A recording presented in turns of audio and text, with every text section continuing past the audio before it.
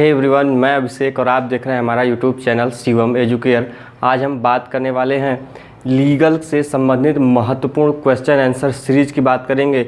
यह वीडियो का सेशन इतना अधिक महत्वपूर्ण होने वाला है कि मेरी गारंटी है कि यदि आप इस वीडियो को अंत तक देखते हैं तो आपके एग्ज़ाम में आने वाले कम से कम 2 से 3 प्रश्न इस वीडियो से आएंगे ही आएंगे।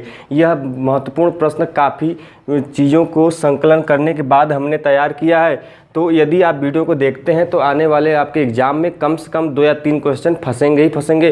तो इसलिए वीडियो को अंत तक देखें। आज हम इस वीडियो में बात करने वाले हैं कि कौन सा विधि विश्वविद्यालय कब स्थापित हुआ, कौन सी जो लीगल बुक्स थी जिन्होंने किसी न्यायाधीश ने या किसी जस्टिस ने लिखी थी, जज ने लिखी थी, उनकी बात हम करेंगे। साथ में प्रथम क्या कहते हैं ई न्यायालय ग्रीन बेंच की स्थापना कब हुई थी, इन चीज़ों की चर्चा हम आगे इस वीडियो में करेंगे। तो वीडियो के अंत तक बने रहें और यदि चैनल पर नए हैं तो चैनल को सब्सक्राइब कर दें और साथ में बेल आइकन को प्रेस कर दें, जिससे आने वाले सभी वीडियो की नोटिफिकेशन आपको समय समय पर मिलती रहे। तो आइए आज की वीडियो हम शुरू करते हैं। तो सबसे पहला आज का हमारा प्रश्न है जो शुरू होता है कि राष्ट्रीय विधि विश्वविद्यालय कहाँ स्थापित है। तो ध्यान दीजिए, जैसा कि आप लोग जानते होंगे कि विधि विश्वविद्यालयों से क्वेश्चन पूछे जाते हैं लॉ इंस्टीट्यूशन की कौन से कहाँ पर हैं या फिर कब स्थापित किए गए। तो उन्हीं से जो सबसे इंपॉर्टेंट है उनकी चर्चा हम करेंगे। तो सबसे पहला जो हमारा प्रश्न है कि राष्ट्रीय विधि विश्वविद्यालय नेशनल लॉ कॉलेज कहाँ पर है। तो नेशनल लॉ कॉलेज जो स्थापित किया गया था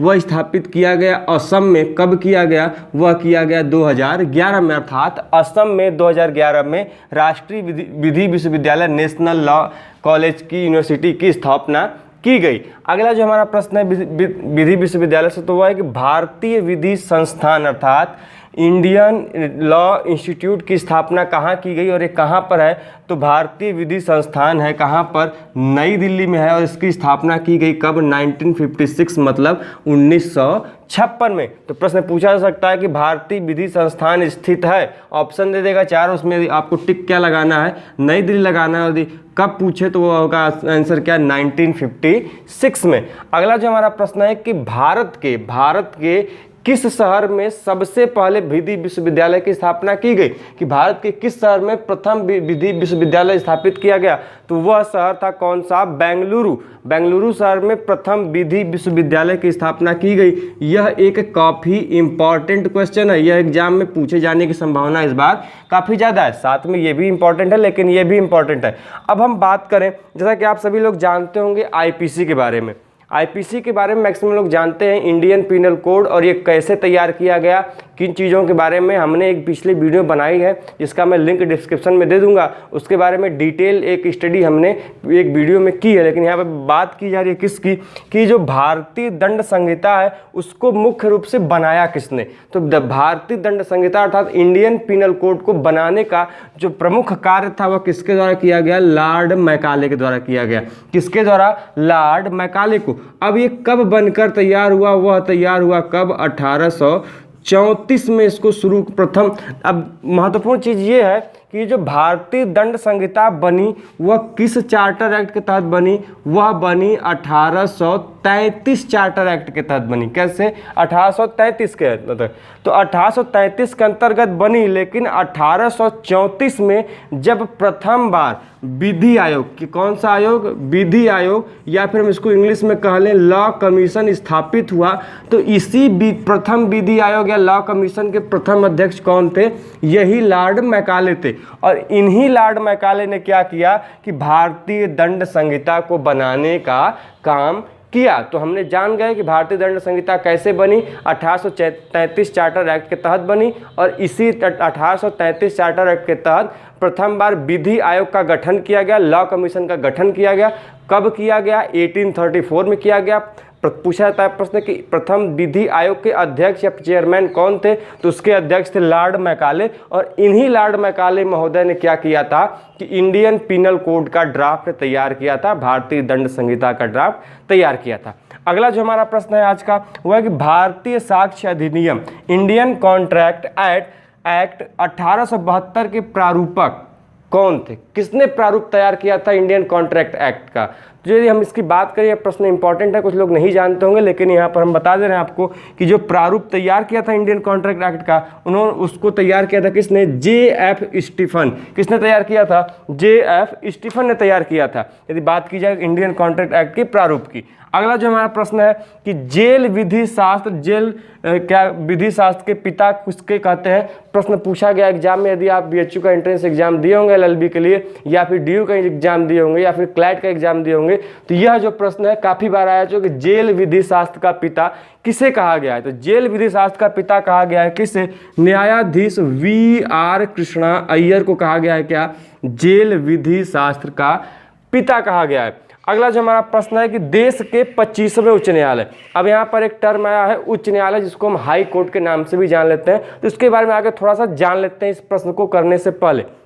जैसा कि आप सभी लोग जान रहे होंगे, जो भारतीय न्यायपालिका है उसको यदि मुख्यतः बांटे तो 3 प्रमुख भागों में बांट सकते हैं: उच्चतम न्यायालय, उच्च न्यायालय एवं अधीनस्थ न्यायालय। 3 न्यायालयों में बांट सकते हैं। ठीक, अब जिस बात इसमें किसकी की जा रही है? उच्च न्यायालय अर्थात हाई कोर्ट की बात की जा रही है। जब हाई कोर्ट की बात की जाए तो अभी हाल ही फिलहाल में एक नया हाई कोर्ट बना, जिसको तो कुल मिलाकर हाई कोर्ट कितने हो गए? 25 हो गए। कितने हो गए? 25 हो गए। इसके पहले उच्च न्यायालयों की संख्या 24 थी, फिर 24 के पहले 21 थी। तो प्रश्न पूछा जा सकता है, जब 21 था, जब 24 बना था, तो पूछा था कौन कौन से बने थे? तो उनका ट्रिक था MMT, मेघालय, मणिपुर और त्रिपुरा। 3 बने थे, 2014 में बने थे, लेकिन साथ में ये तो 24, ये कौन सा हो गया? 22वां, ये 23वां और ये 24वां। लेकिन 25वां कब बना? 25वां ये बना कब? 1 जनवरी 2019 को बना। अब 1/2019 को बना। कहाँ बना 25वां? तो वह आंध्र प्रदेश में बना। कहाँ पर? आंध्र प्रदेश के लिए वह उच्च न्यायालय बना। उस उच्च न्यायालय का नाम पूछ दिया जाएगा यदि आपसे, तो आप बोलेंगे उस उच्च न्यायालय का नाम क्या है? अमरावती हाई कोर्ट है। क्या है बेटा? Amravati high court. भूलना नहीं है, काफ़ी इंपॉर्टेंट है कि अमरावती हाई कोर्ट देश का कौन सा उच्च न्यायालय है? 25वां है, या फिर घुमा के पूछ देगा 25वें उच्च न्यायालय का नाम अमरावती हाई कोर्ट। ठीक, 24वां कौन सा था? त्रिपुरा था। 23वां कौन सा था? मेघालय था। और 22वां कौन सा था? मणिपुर था। भूलेंगे नहीं, एकदम सिंपल है, याद कर लेंगे।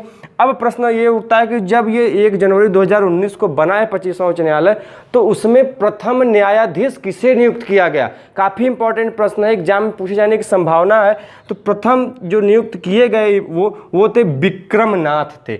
जो विक्रमनाथ थे यह वहाँ के मुख्य न्यायाधीश बने। कहाँ के? अमरावती हाई कोर्ट के। साथ ही में छगरी प्रवीण कुमार को क्या किया गया? सहायक के रूप में क्या कर दिया गया? न्यायाधीश वहाँ पर नियुक्त कर दिया गया। तो हमने उच्च न्यायालय के बारे में बात कर ली। अब अगला जो हमारा प्रश्न है वो हम बात करेंगे कुछ इंपॉर्टेंट बुक्स की, लीगल बुक्स की, जो एग्जाम में पूछे जाते हैं। आज हम उनकी चर्चा करेंगे। तो आइए हम बात करते हैं। जो पहला बुक है उसका नाम है अ लॉयर्स जर्नी। और लॉयर्स जर्नी एक प्रकार की एक ऑटोबायोग्राफी, एक जीवनी है। तो इसको किसने लिखा? यह इंपॉर्टेंट प्रश्न है। तो इसको लिखा जस्टिस RM सहाय ने। यदि प्रश्न पूछा जाए कि अ लॉयर्स जर्नी किसने लिखा है, तो आपका उत्तर होना चाहिए, आंसर होना चाहिए कि जस्टिस RM सहाय ने क्या किया है? अ लॉयर्स जर्नी के बारे में लिखा है। अब हम बात करें ऑफ द बेंच। यह पुस्तक काफ़ी अधिक फेमस रही अपने बुक के कंटेंट के लिए। ऑफ द बेंच यह किसने लिखा? तो यह लिखा जस्टिस VR कृष्णा अय्यर ने लिखा। अगला जो है वह है लीगली स्पीकिंग। यह प्रश्न आप देख सकते हैं ब्लैट के एग्जाम में, साथ ही BHU एंट्रेंस के एग्जाम में पूछा गया है, एवं DU के एग्जाम में यह पूछा गया है कि लीगली स्पीकिंग जो बुक है इसके लेखक कौन है? तो इसके भी लेखक हैं वही कौन? Justice VR Krishna Iyer. जो हमारी आज की लास्ट बुक की बात करें तो वह justice for the common man. यह इंपॉर्टेंट है, काफ़ी महत्वपूर्ण पुस्तक है। कौन है? तो justice for the common man के लेखक हैं कौन? MC Setalvad. Justice for the common man के लेखक यदि पूछा जाएगा तो आप क्या उत्तर देंगे? MC सीतलवाड़ ने। अब हमारा जो अगला प्रश्न है वह है कैविएट के ऊपर। यह एक लीगल टर्म है कैविएट। कैविएट का मतलब होता है एक प्रकार की वार्निंग या फिर एक चेतावनी। अब यह टर्म ये तो सभी जानते होंगे कि कैविएट का मतलब एक चेतावनी या फिर एक क्या होता है? तो वार्निंग होती है। लेकिन प्रश्न जो पूछा जाता है कि यह जो चेतावनी या वार्निंग दी जाती है इसकी अवधि कितनी होती है, कितने समय के लिए एक वैलिड होता है यह एक चेतावनी। तो ये जो कैविएट है चेतावनी है इसकी जो अवधि बताई गई है वह कितने दिन बताई गई है, 90 दिन। यदि प्रश्न पूछ दिया जाए कि एक कैविएट या फिर चेतावनी की अवधि कितने दिनों तक होती है तो वह होती है कितने दिनों की, 90 दिनों की। आगे हम बात करेंगे किसकी, न्यायालयों के बारे में। तो बात करें कि प्रथम ई न्यायालय योजना कब शुरू की गई, भारत में ई न्यायालय परियोजना कब शुरू की गई। तो भारत में जो ई न्यायालय परियोजना है वह शुरू की गई कब, 2007 में शुरू किया गया। यदि आप बीएचयू का एंट्रेंस एग्जाम दिए होंगे एलएलबी का तो उसमें यह प्रश्न पूछा जा चुका है, आप उसे वहां पर आसानी से देख सकते हैं। अगला जो हमारा प्रश्न है कि यह जो ई न्यायालय बना अर्थात पेपरलेस जो न्यायालय बना तो सबसे पहले यह कहाँ बना, कहाँ इसको चलाया गया, लागू कहाँ हुआ सबसे पहले। तो यह लागू हुआ कहाँ पर, हैदराबाद हाई कोर्ट में सबसे पहले फर्स्ट ई कोर्ट या फिर पेपरलेस हाई कोर्ट की बात की गई। कहाँ पर, हैदराबाद हाई कोर्ट। ध्यान दीजिएगा, पूछा जाएगा कि ई न्यायालय योजना कब प्रारंभ हुआ। यदि प्रारंभ की बात करें तो आप बोलेंगे 2007 में गुरु। यदि बात की जाए फर्स्ट ई कोर्ट या फिर पेपरलेस ई कोर्ट की, सबसे पहले कौन सा बना तो वह था हैदराबाद हाई कोर्ट। कौन सा, हैदराबाद हाई कोर्ट। अब महत्वपूर्ण चीज है कि प्रथम ग्रीन बेंच वाला न्यायालय कौन था, वह प्रथम भारतीय ग्रीन बेंच वाला न्यायालय कौन था जिसे प्रथम ग्रीन बेंच स्थापित किया गया। यह पिछले साल प्रश्न पूछा जा चुका है एंट्रेंस एग्जामों में। तो यह जो ग्रीन बेंच वाला न्यायालय है यह स्थापित किया गया प्रथम बार कहां पर, कलकत्ता हाई कोर्ट में। कहां किया गया, कलकत्ता हाई कोर्ट में। और कब स्थापित किया गया तो यह स्थापित किया गया 16 अप्रैल 1996 में। अब यह जो न्यायाधीश इस ग्रीन बेंच के थे जो प्रथम बार स्थापित हुआ था 16 अप्रैल 1996 में, कौन कौन थे यह भी पूछा जा सकता है, इंपॉर्टेंट है। यदि आप डीयू के एग्जाम की तैयारी कर रहे हैं तो यह यहाँ से प्रश्न उठ सकता है। तो इसमें कौन है, जस्टिस कुलदीप सिंह और जस्टिस एस सहगीर कौन थे, यह प्रथम ग्रीन बेंच के कौन थे, न्यायाधीश थे। हो गया प्रश्न। अगला जो हमारा प्रश्न इंपॉर्टेंट है कि हाल ही में कुछ दिन पहले न्यायाधीश वह न्यायालय जिसने कि क्या किया है, राष्ट्रपति शासन जो लागू होता है वह क्या किया गया, मध्य प्रदेश हाईकोर्ट ने उसे अमान्य कर दिया गया। तो प्रश्न पूछा जाएगा कि वह कौन सा न्यायालय है जिसने हाल ही में राष्ट्रपति शासन को नामंजूर कर दिया या फिर अमान्य कर दिया।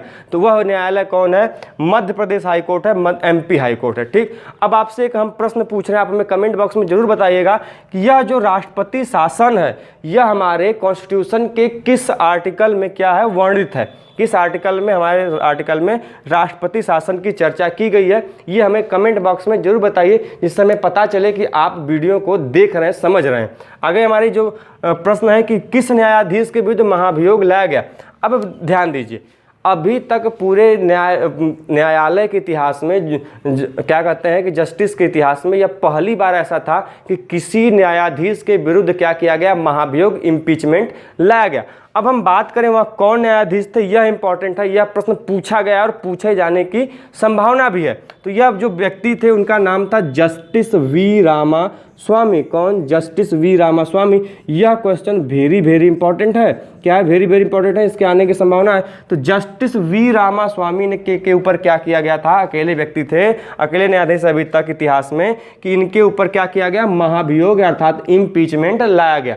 लेकिन सबसे खास बात यह है, यदि आपका प्रश्न पूछा जाएगा तो अभी ये लोग जान रहे होंगे कि सिंपल पैटर्न में आजकल क्वेश्चन कम पूछे जा रहे हैं, ये फिर थोड़ा तर्क संगत पूछे जा रहे हैं। तो पूछा जाएगा कि इन निम्नलिखित में से कितने कथन सही है कि किसके जस्टिस वी आर रामास्वामी के ऊपर लगाया गया। ठीक है, सही है महाभियोग। क्या जस्टिस वी आर स्वामी ने त्याग पत्र दिया या नहीं दिया, यदि त्याग पत्र दिया है तो सही, अर्थात जस्टिस वी आर रामास्वामी ने क्या किया था कि जब उनके ऊपर महाभियोग की प्रक्रिया लगाई गई, इम्पीचमेंट का आरोप लगाया गया, तो उन्होंने क्या कर दिया, अपना त्याग पत्र दे दिया।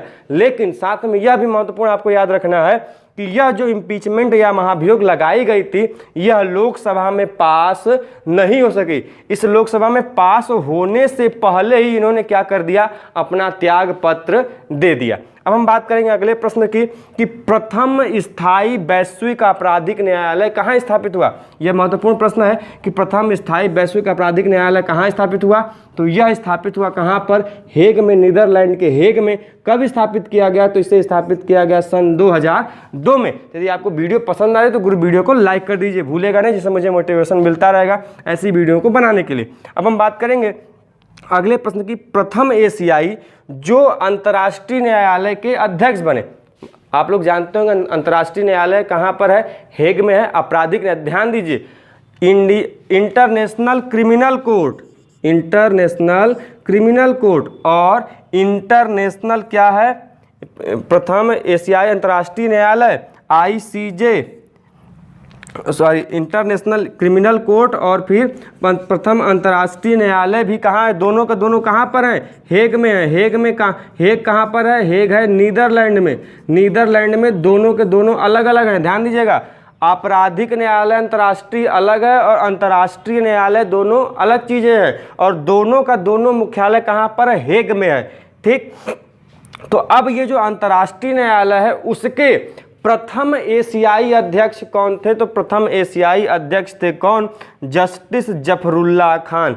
अर्थात जस्टिस जफरुल्लाह खान एशिया के क्षेत्र से प्रथम बार चुने गए थे क्या, अंतर्राष्ट्रीय न्यायालय के अध्यक्ष। यदि हम बात करें कि भारतीय वह कौन थे जो कि अंतर्राष्ट्रीय न्यायालय में न्यायाधीश के रूप में काम कर चुके हैं, तो वह थे कौन, दलबीर भंडारी। कौन थे, दलबीर भंडारी। इन्होंने 2 बार इनका कार्यकाल रह चुका है, कहाँ पर, अंतर्राष्ट्रीय न्यायालय में।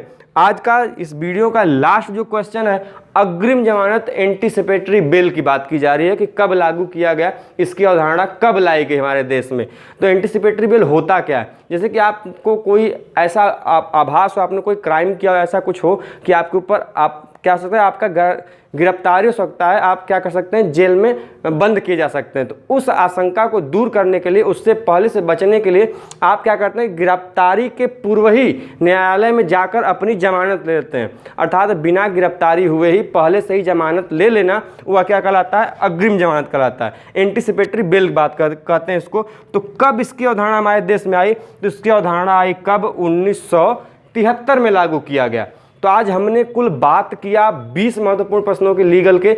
ऐसे ही वीडियोस हम आगे लाते रहेंगे आपको समय समय पर। यदि वीडियो पसंद आई हो तो वीडियो को लाइक कर दीजिए, साथ में दोस्तों को शेयर कर दीजिए, जिससे कि वीडियो की नोटिफिकेशन साथ में बाकी लोगों के साथ पहुंचती रहे, जिससे मुझे मोटिवेट मिलता रहे। तो मिलते हैं ऐसे ही वीडियो के साथ अगले वीडियो में, तब तक के लिए जय हिंद, जय भारत।